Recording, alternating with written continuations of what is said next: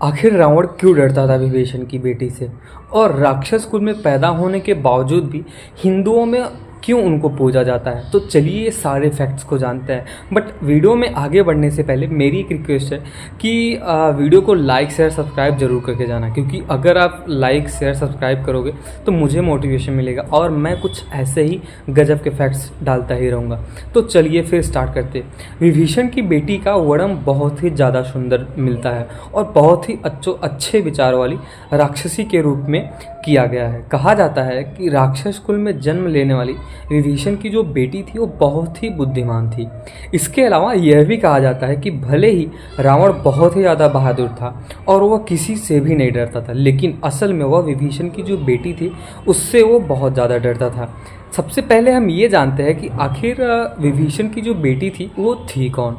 रामायण कथा में कुछ ऐसे खास पात्र जिनके बारे में हम ज़्यादा नहीं जानते, उनमें से एक विभीषण की पुत्री भी है। हम सभी जानते हैं कि विभीषण भगवान श्री राम के बहुत ही बड़े भक्त थे। उन्होंने श्री रामचंद्र जी के लिए अपने भाई अपने लंका को भी छोड़ दिया था। हालांकि उनकी बेटी के बारे में उतना नहीं जानते कोई भी। रामायण में उनके बारे में कोई जानकारी भी नहीं मिलती अगर हम देखा जाए, लेकिन विभिन्न भाषाओं में लिखे गए रामायण में उनका उल्लेख किया जाता है।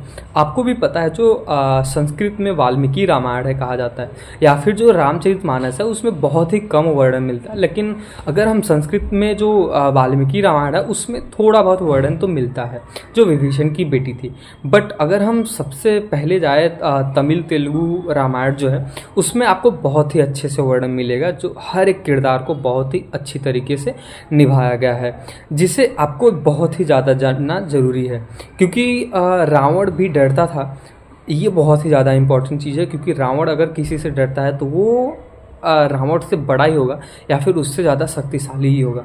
तो चलिए फिर हम जानते हैं। विभीषण की बेटी का वर्णन बहुत ही ज़्यादा सुंदर और अच्छे विचारों के साथ साथ कह सकते हैं कि एक अच्छे कुल में तो नहीं बट बुद्धिमानी बहुत थी उसके अंदर। धार्मिक ग्रंथों के अनुसार विभीषण की जो बेटी थे उनका नाम त्रिजटा था। आपको त्रिजटा नाम से थोड़ा सा आइडिया तो लग गया होगा या फिर थोड़ा सा माइंड में क्लिक तो हुआ ही होगा अगर आपने कभी भी रामायण देखी है तो। ग्रंथों के अनुसार उनकी जो बेटी थी उनका नाम त्रिजटा था। और इस हिसाब से देखें तो जो रावण की भतीजी हुई त्रिजटा की माँ का नाम शर्मा था। बता दें कि जब माता सीता ने रावण को उसके महल के अंदर रहने से इनकार किया था तब उनके कैद का स्थान अशोक वाटिका रखा गया। इस दौरान रावण ने राक्षसियों को उनके रक्षक के रूप में नियुक्त किया और उन्हें सख्त निर्देश दिया। सभी राक्षसियां माता सीता को रावण से विवाह करने के लिए मनाने लगी। तभी त्रिजटा ने हस्तक्षेप किया। आपको पता ही होगा, उन्होंने सीता के प्रति ऐसे व्यवहार के लिए अपनी साथी राक्षसियों को खूब खरीब खोटी सुनाई और माफ़ी मांगने को भी कहा। सबसे खास बात तो ये कि जो त्रिजटा थी उन्होंने अपने साथियों को और माता सीता को अपना भविष्य सूचक सपना सुनाया। मतलब उनके अंदर इतनी कैपेबिलिटी थी कह सकते हैं, या फिर इतना ज़्यादा शक्ति था कि वो फ्यूचर में क्या होने वाला उसको भी देख सकती थी।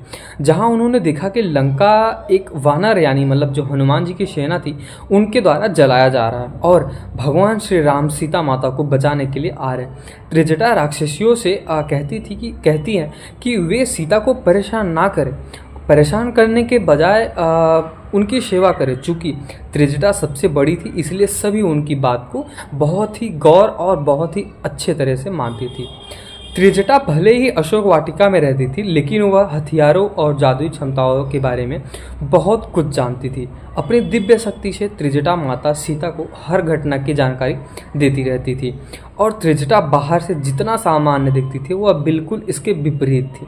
रावण त्रिजटा की दिव्य शक्तियों के बारे में बहुत ही अच्छी तरीके से जानता था, इसलिए वह उनसे डरता भी था और जब भी बोलती थी जो भी कहती थी वह हमेशा सच होता था। रावण यह भी जानता था कि त्रिजटा भगवान श्री विष्णु से प्रेम भी करती है और उनकी पूजा भी करती है। सोचो, एक राक्षस कुल में पैदा होने के बाद भी त्रिजटा एक देवी मतलब देवी के जैसे उनका रहना खाना, और सबसे अच्छी बात तो ये कि वो भगवान विष्णु की उपासना भी करती थी।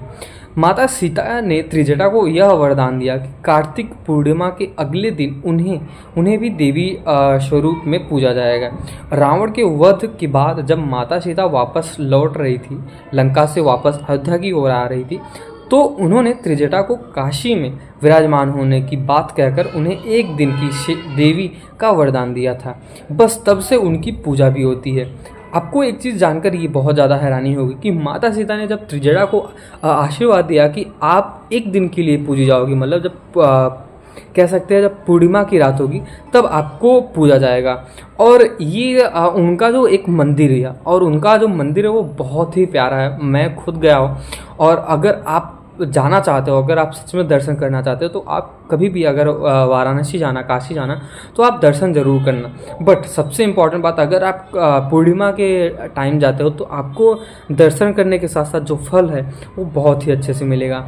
तो आप ये समझ सकते हो कि इंसान कोई भी हो, चाहे वो राक्षस कुल में पैदा हो या फिर अच्छे कुल में पैदा हो, अगर उसको अच्छा बनना है तो अगर कोई भी इंसान भगवान का नाम लेता है, श्री राम श्री कृष्ण हमेशा अगर जब नाम करता रहता है, वो ज़रूर एक न एक दिन कह सकते हैं भगवान उसको दर्शन देंगे। और भगवान दर्शन तो देंगे ही, ये तो सबसे खास बात है। दूसरी, आपका जो पाप है ना वो कट जाएगा। सेम ऐसे ही त्रिजटा के साथ हुआ। उन्होंने जन्म लिया भले से ही राक्षसी कुल में, परंतु वो एक देवी बन गई, कह सकते हैं उनको भी पूजा जाता है। और ये काम माता सीता ने उनको आशीर्वाद दिया कि आप भी एक दिन के लिए, या फिर एक दिन हो या फिर कुछ भी हो, लेकिन वो एक देवी है, उनको अगर हम पूछते हैं तो हमें फल मिलता है। और अगर आपको सच में विश्वास नहीं हो रहा तो आप काशी बनारस, उत्तर प्रदेश के काशी बनारस में जाओगे तो आप लिटरली वहाँ पे आप मंदिर देखोगे, और वहाँ पे आप देखोगे कि त्रिजटा माता का एक मंदिर है, और वहाँ पे बहुत ही भव्य मंदिर है।